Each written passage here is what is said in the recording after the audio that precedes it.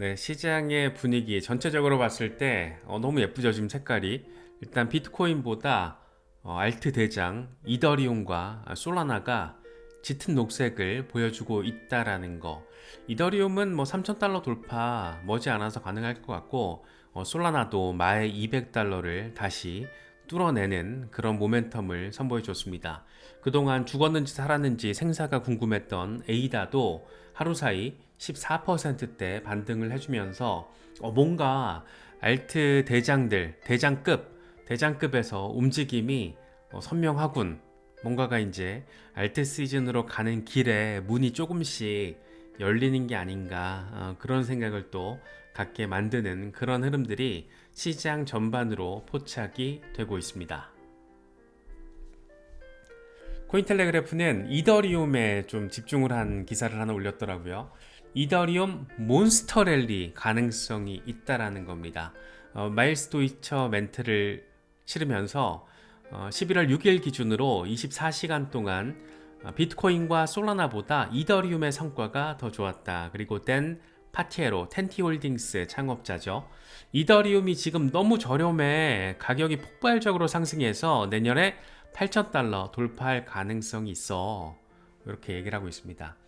사실 이번 사이클에서 가장 상징적으로 또 언급되는 숫자가 과연 이더리움이 10,000달러 시대를 열 수 있을 것인가 하는 지점인데, 지금 그냥 스리슬쩍 어느 순간 보니까 2,900달러를 뚫어내는 그런 흐름이 지금 나와주고 있습니다. 이더리움이 무서운 게 한번 시동을 걸면 수직 상승이라기보다 스멀스멀 계속 올라가잖아요. 그래서 이더리움이 좀 그게 무서운 어떤 흐름이 과거에 여러 번 포착이 됐었는데, 이번에도 살짝 비슷한 느낌이 좀 들죠. 그래서 몬스터 랠리, 이런 표현도 지금 나오고 있습니다. 일단 알트 대장이 잘 움직여줘야지 이른바 순환매 사이클이 강화될 수 있기 때문에 이더리움과 솔라나는 무조건 잘 가야 된다. 난센의 애널리스트 에드워드 윌슨은 이렇게 얘기를 합니다. 트럼프가 승리하면서 이더리움 현물 ETF에 스테이킹 기능이 추가될 수가 있다. 암호화폐 우호적 규제 환경이 마련될 가능성이 높기 때문에 트럼프 정부 초기에 스테이킹을 지원하는 이더리움 현물 ETF가 승인될 가능성이 있다. 이럴 경우에 이더리움은 주목해야 될 흥미로운 자산이 될 것이다. 이런 점을 이야기를 하고 있습니다. 사실 지금 이더리움 현물 ETF가 별다른 재미를 보지 못하고 있는 게 스테이킹이 빠졌기 때문이죠. 하지만 SEC가 스테이킹을 빼놓고 지금 승인을 했던 건데, SEC 위원장이 이제 갈리게 될 거니까 친화적인 인물이 오게 되면 이더리움 스테이킹 이거는 당연하게 더해지지 않을까 싶습니다. 새롭게 추가되는 이더리움 현물 ETF에는 기본빵으로 들어가게 될 거고, 지금 이미 출시가 돼 있는 스테이킹 기능이 빠진 이더리움 현물 ETF에는 이걸 추가시키는 수정안이 제출이 될 겁니다. 그래서 이거는 약간 시간이 걸릴 수는 있겠지만, 그러니까 몇 달 정도 시간이 더 걸릴 수 있는 문제. 내년 상반기까지는 봐야겠죠. 트럼프가 취임하고 나서 몇 달 사이에 걸쳐서 이제 순차적으로 일련의 사건들이 벌어질 거기 때문에 몇 달 정도 시간을 놓고 본다라면 이더리움 현물 ETF 역시 비트코인 대비 선명하게 강조되는 하나의 어떤 강점을 갖게 되면서 특히나 기관 투자자들에게 인기를 받게 되지 않을까. 그래서 주목해야 될 흥미로운 자산이 될 것이다 라는 표현을 그래서 하는 거죠. 현물 ETF 자체적인 수익과 더불어서 이자 수익, 스테이킹 이자 수익도 얻을 수 있어. 기관들 입장에서는 오케이 따봉 땡큐 소머치 감사 뭐 이렇게 할 수 있다라는 거죠. 코인데스크는 이더리움이 채권의 인터넷 버전이다 라고 표현을 하면서 연준이 금리 인하를 이제 이어가면서 채권의 인터넷 버전인 이더리움이 상승세를 탈 수 있다라고 전망을 하고 있습니다. 현재 이더리움 가격은 2021년 고점인 4,868달러보다 확연히 낮은 수준이다. 반면 비트코인은 트럼프 승리로 신고가 경신을 해내불었다. 이더리움 상승이 저조한 건 미국의 높은 금리 때문이라고 할 수 있다. 이 스테이킹 대가로 예치 이자와 비슷한 이 개념의 보상을 제공하는데 2년 동안 스테이킹 수익률이 4%를 밑돌았다. 미국 기준금리보다 낮은 수준이다. 굳이 이더리움을 매수해서 스테이킹을 할 이유가 있다 없다? 없다. 4% 너무 낮지. 그래서 미국 금리와 이더리움 스테이킹 수익률의 격차가 좁혀진다라는 것은 이더리움 랠리를 촉발할 수 있다라는 것이다. 이 3,000달러 회복 가능성이 있다라고 얘기를 하고 있습니다. 이런 상황에서 이제 금리 이슈와 더불어서 스테이킹 기능이 이더리움 현물 ETF에 추가가 되는 그런 상황이 현실화되면 이더리움이 내년 상반기와 하반기를 거치면서 비트코인 고점이 사이클 패턴 기준점으로 봤을 때는 내년 9월에서 11월 어느 시점이 될 거라고 지금 예상을 할 수 있는데, 그 시기 전후에 이더리움도 의미 있는 이번 사이클 고점을 만들어낼 수 있지 않겠는가, 뭐 그런 얘기를 지금 맥락적으로 깔고 있다라고도 바라볼 수 있을 것 같습니다. 솔라나도 흐름이 간단치가 않아요. 드디어 마의 저항선 200달러를 돌파해내는 아주 멋진 흐름을 선보여주고 있습니다. 단순히 현물 가격을 누군가 끌어올린다라고 바라볼 수 없는 게 10월에 지금 네트워크 수수료가 6,911만 달러 역대 최고를 지금 기록을 한 상황. 네트워크 자체가 지금 뜨끈뜨끈하고 솔라나에 대한 수요 자체가 높다라는 거죠. 솔라나 민코인도 날리고 솔라나 덱스도 엄청 지금 활성화되고 있고 TVL도 엄청 빡세게 늘어나고 있고, 여러 측면에서 이 네트워크 활성화 정도가 강화되고 있다라는 게 지금 솔라나에 대한 기대감을 더 키우는 그런 부분이 아닌가 생각되기도 합니다.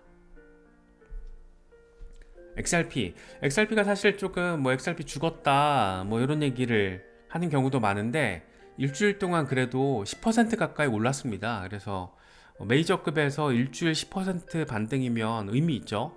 그래서 XRP가 여전히 0.6달러 아래 자리하고 있다 보니까 우리의 짜증이가 조금 더 자극되는 부분이 있는데, 사실 최근 일주일 흐름을 놓고 보면 XRP 역시 나름 그래도 대선 직간접적인 수혜주였잖아요. 트럼프 수혜주 종목.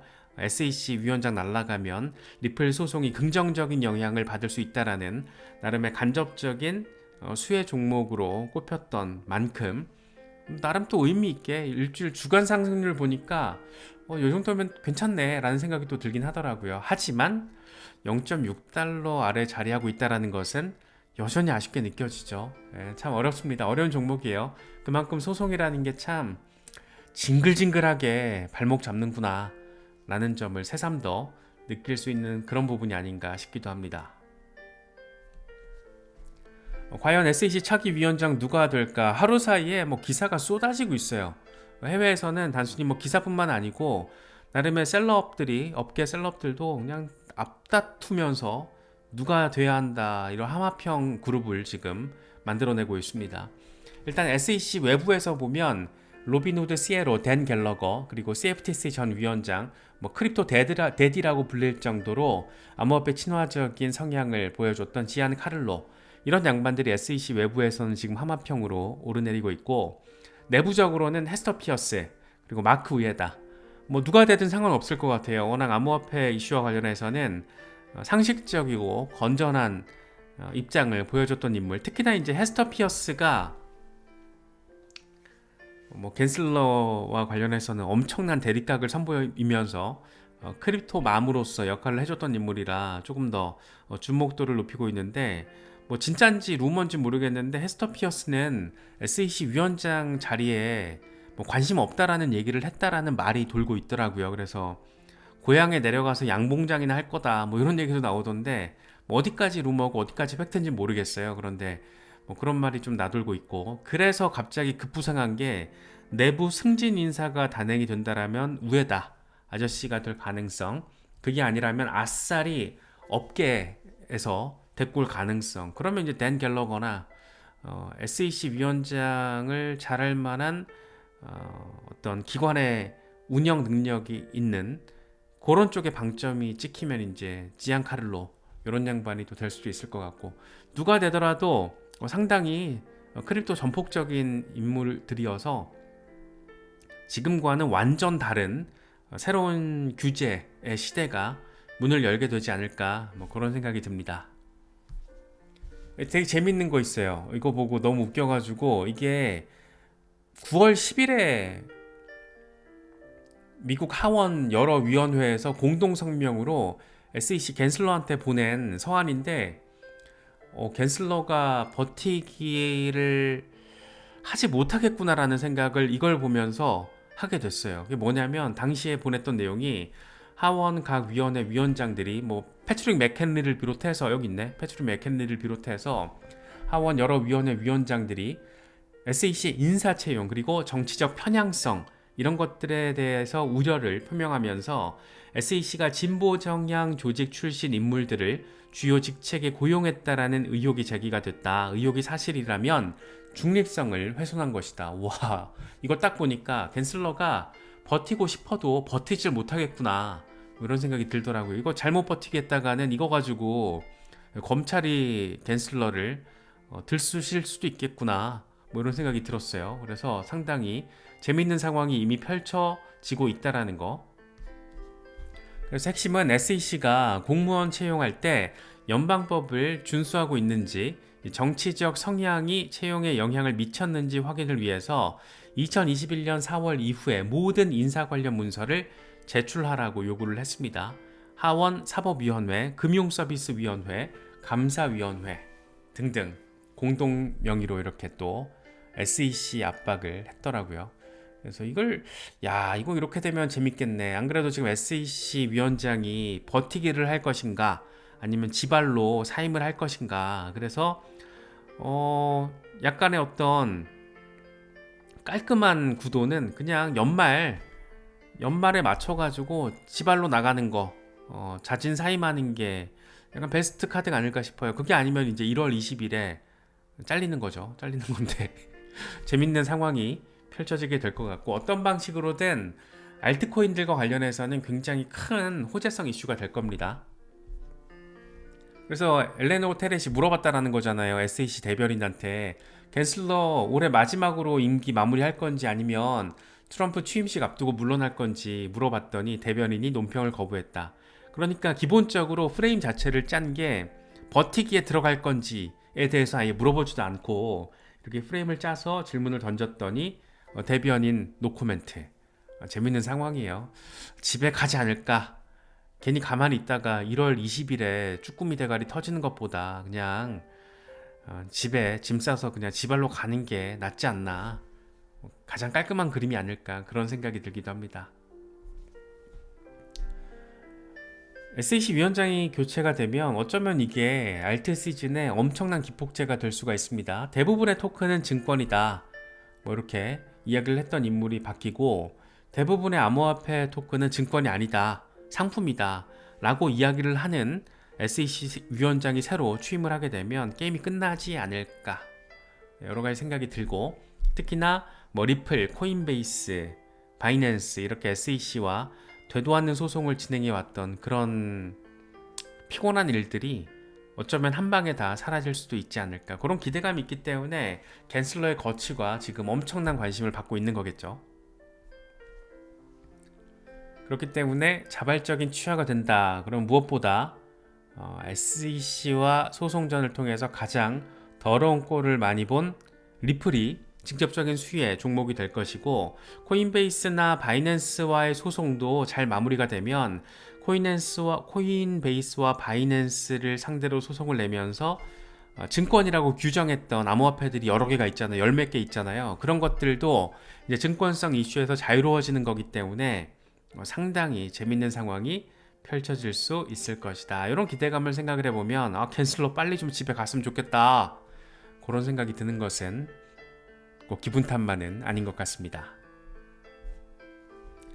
또 이제 갠슬러가 집에 간다 이랬을 때 기대 포인트가 알트코인 현물 ETF가 내년 상반기 어느 시점부터 잇따라서 승인될 가능성. 특히나 그레이스케일이 이미 떡밥을 던져놨죠. 라지캡 펀드를 ETF로 전환하겠다라고 신청을 해놨고 여기에 들어가 있는 게 솔라나, XRP, 아발란체 셋 다 참 주목이 되는 그런 프로젝트들. 그렇기 때문에 연말이 될지 1월 20일이 될지 언제가 될지 모르겠지만 쭈꾸미 대가리 터지는 소리를 언제 듣게 될 것인가 라는 점은 이 시장 전체에 있어서 상당한 흥미 포인트 지점이 될 수밖에 없다라고 정리할 수 있는 그런 상황입니다. 이거 재밌더라고요. 블랙록 비들이 아발란체에서 출시될 것 같아요. 이더리움에 이어서 이제 아발란체 출시 가능성이 제기가 된 건데 단순히 그냥 희망 회로가 아니고 온체인 상에서의 흐름이 포착이 됐습니다. 아발란체 블록 익스플로러 스노우 스캔 여기에 지금 아발란체 기반 비들 컨트랙트가 이미 활성화된 상태로 나타나 있고 100만 달러가 지금 입금돼 있다. 이더리움 때도 마찬가지였잖아요. 이렇게 상황 조성이 된 게 포착이 되고 그리고 나서 이제 런칭 오픈을 했던 건데 아발란체 진짜 아발란체 우리가 참 뭐 주목할 가치가 엄청 큰 프로젝트라는 거 수없이도 정리를 해봤는데 여기서 우리가 하나를 꼽아야 되는 거는 아발란체라는 특정 종목도 종목이지만 실물자산 토큰화 이슈가 진짜 강력하다. 강력한 테마다.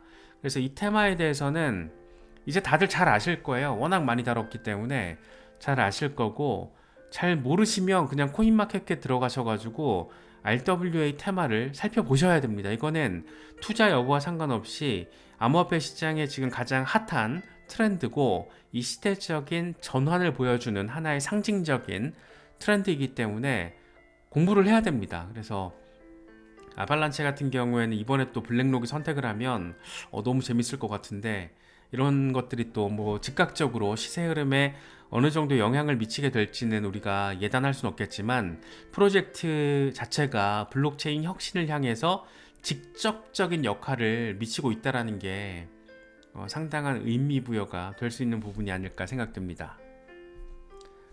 코인마켓캡 들어가셔가지고 잘 모르시는 분들은 대문에 들어가셔서 이 테마 중에 RWA 클릭하시면 딱 이 페이지 뜨거든요. 그래서 RWA 상황을 우리가 알 수가 있습니다. 그래서 지금 시장에 주목을 받고 있는 종목들이 딱 여기 떠 있죠.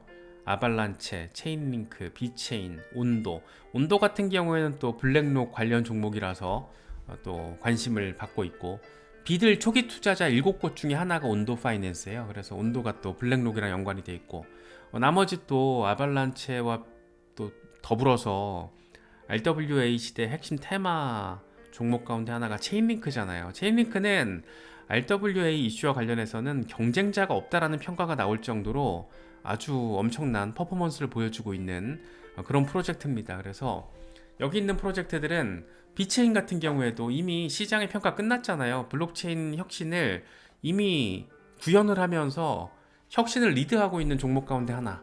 특히 비체인 같은 경우는 중국 베이스이기 때문에 언제가 될지 모르겠지만 중국이 암호화폐 친화적인 스탠스로 전환을 하게 되면 비체인, 네오 이런 종목들은 상당히 직접적인 영향을 받을 가능성이 높습니다. 그래서 다들 시세가 많이 죽어 있잖아요. 지난 3월 고점대와 비교했을 때 당장 지금 RWA 테마에 있어서 대장 역할을 하고 있는 아발란체나 체인링크만 보더라도 가격이 많이 빠져 있어요. 많이 빠져 있고 하지만 최근 일주일 동안 10%대 지금 반등이 나와주고 있습니다.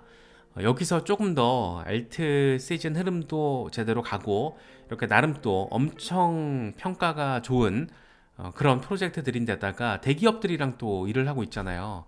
아발란체는 JP모건이랑도 파트너십을 맺었고 체인링크는 최근에 스위프트랑 같이 또 스위프트 손잡고 또 엄청 혁신적인 일을 벌이고 있고 비체인도 여기저기 글로벌 대기업들이랑 파트너십 맺고 일하고 있고 그래서 정리를 하면 특정 종목에 대한 어떤 관심도 중요하지만 무엇보다 RWA 테마, 리얼 월드 에셋, 실물 자산 토큰화 이슈는 정말 어마어마하게 중요한 포지셔닝을 차지하고 있고 추후 몇십 년 뒤가 될지 언제가 될지 모르겠지만 메타버스 시대가 본격적으로 열리면서 이른바 듀얼 리얼리티가 구현되는 기술적으로 아무 문제 없이 지금의 현실 세계를 담아내는 듀얼 리얼리티로서의 메타버스 이런 것들이 구현됐을 때 RWA는 그냥 기본 베이스다. NFT 기본 베이스다. 그래서 엄청 중요하다. 이런 것들을 좀 무게를 좀 싣고 바라보시면은 분명히 이번 사이클 대응하시는 데 있어서 도움이 될 거라고 생각이 됩니다.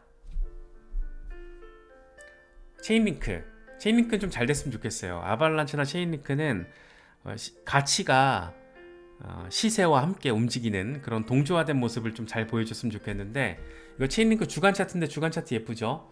연말 연시 내년까지 좀 의미 있는 반등세가 나와주지 않을까. 지금 내년 상반기까지 잘 나아갈 수 있을 것 같다라는 기대감을 보여주는 그런 차트입니다. 단기적으로 뭐 오늘 사서 내일 오른다 이런 종목 아니죠.